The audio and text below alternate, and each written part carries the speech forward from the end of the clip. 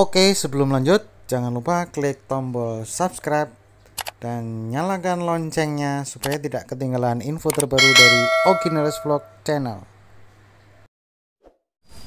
Oke, jumpa lagi dengan Ogineers Vlog Channel. Semoga kabar kalian baik-baik aja setelah melewati masa pandemi ini. Nah, khusus konten kali ini adalah konten menjawab seputar pertanyaan mengenai Yamaha XSR 155 ini. Sebetulnya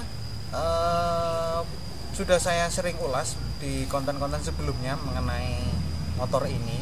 Cuman karena kemarin banyak yang DM di IG, banyak yang tanya mengenai motor ini. Untuk lebih jelasnya dan supaya saya tidak menjawab satu persatu, saya buatkan konten khusus menjawab pertanyaan mengenai XSR ini. Nah, pertanyaan yang sering muncul mengenai motor ini yaitu mengenai pemasangan lowering kit dan stang bison yang saya aplikasikan di motor ini.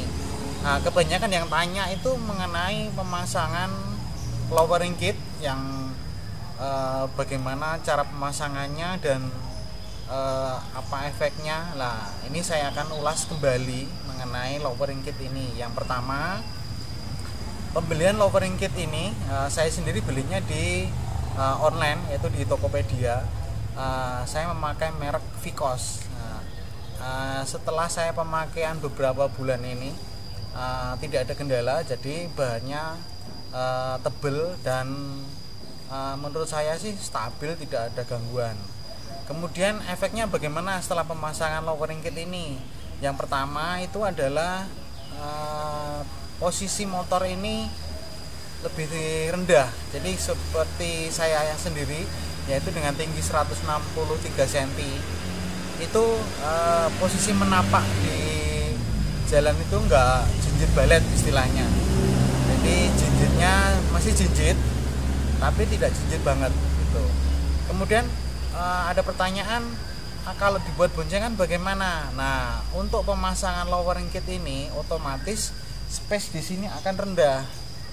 Nah, jadi antara jarak ban dan spakbor belakang ini otomatis akan rendah dengan pemasangan lowering kit. Tipsnya supaya tidak gasruk ya ketika ada, terutama nih posisi tidur. Kalau kita melewati posisi tidur, otomatis akan gasruk apabila yang diboncengkan itu berat badannya ya mungkin agak overweight lah, seperti itu. Jadi saya kasih contoh, ini saya sendiri berat badan 64 kilo. Kalau saya bonceng istri saya, katakanlah itu mungkin berat badannya kisaran 55-an. Itu tidak gasruk asal ketika ada posisi tidur lewatnya pelan-pelan. Jadi kalau jalan rata itu nggak masalah, tapi kalau jalannya agak bergeronjal itu memang harus ekstra pelan-pelan. Itu bisa dibayangkan sendiri kalau seumpama pengendara dan yang dibonceng berat badannya gemuk-gemuk, ya otomatis pasti gasruk. Karena di bawah ini tuh ada komponen kiprok ya, supaya tidak kegesek ya diusahakan tidak gasruk itu tadi. Nah, itu adalah salah satu kendala apabila usernya itu tingginya nggak tinggi banget seperti saya. Kalau tingginya 170 cm nggak perlu pakai lowering kit, aman-aman saja. Tapi kalau seumpama tingginya sekitaran 160, 165 itu menurut saya sih wajib pakai lowering kit supaya untuk kestabilan dan kita kalau berkendara lebih nyaman ketika lampu merah. Jadi kita nggak kebingungan untuk berhenti. Itu pertanyaan mengenai lowering kit. Kemudian ada pertanyaan mengenai lowering kit, yaitu pemasangannya di mana. Lah, kebetulan saya posisi di Semarang, jadi saya waktu itu pemasangannya di bengkel resmi. Tidak masalah di sana, mereka menerima saja untuk minta tolong untuk pemasangan lowering kit ini. Kemudian sistemnya bagaimana?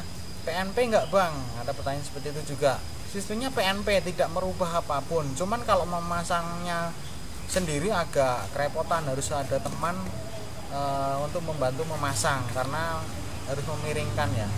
Karena bodi motor ini sendiri juga berat, jadi kalau sendiri ya mungkin agak susah. Itu mengenai lowering kit. Apalagi ya pertanyaannya?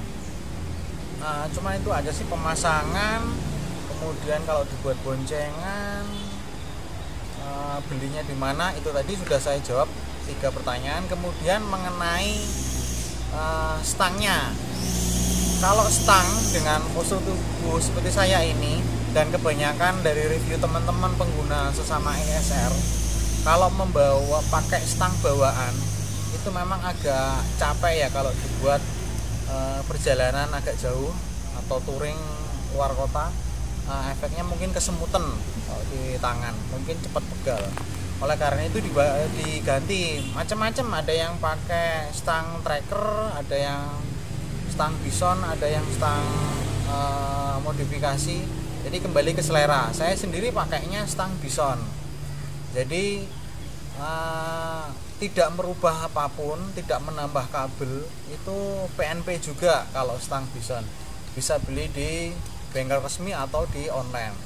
Itu pemasangannya juga mudah aja, hanya menyesuaikan lubang untuk kuncinya di sini pasti akan ngebur ya. Karena ini ada 3 titik tempat bor untuk supaya ini supaya ini stabil. Ya, itu kebanyakan pertanyaan mengenai lowering dan stang.